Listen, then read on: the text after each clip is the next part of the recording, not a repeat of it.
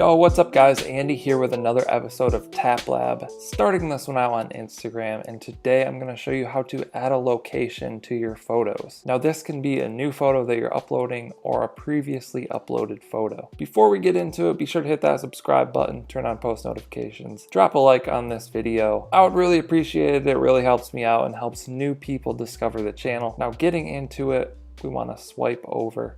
And then if you want to add a new photo, you tap the plus sign in the bottom of the screen. Then you can pick your photo, hit next again.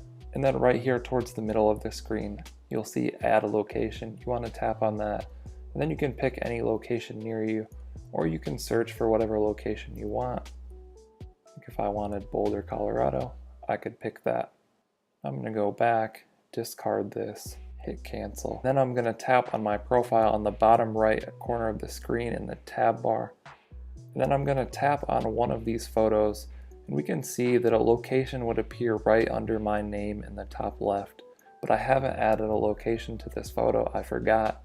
So if I want to go back in later and add that, I want to tap the three dots in the top right of the screen. And then I want to tap on edit.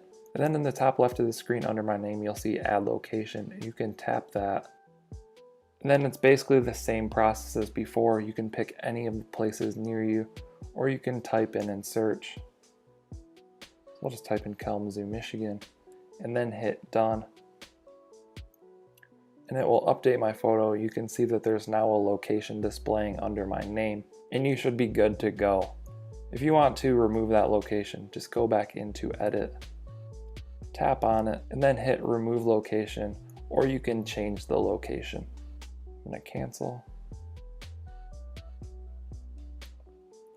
So there you have it, how to easily add a location to any photo that you're uploading or to any previous photo that you've already uploaded. And this same process can be used for the multi-photos that you swipe through or videos that you upload. I hope you found this video helpful. Be sure to drop a comment down below if you have any questions. I'll try and answer those. I'll also put a link to an Instagram playlist down in the description that has tons of Instagram tutorials in there if you want to check that out. Be sure to subscribe to the channel for daily videos on social media, mobile apps, tech, and all that good stuff.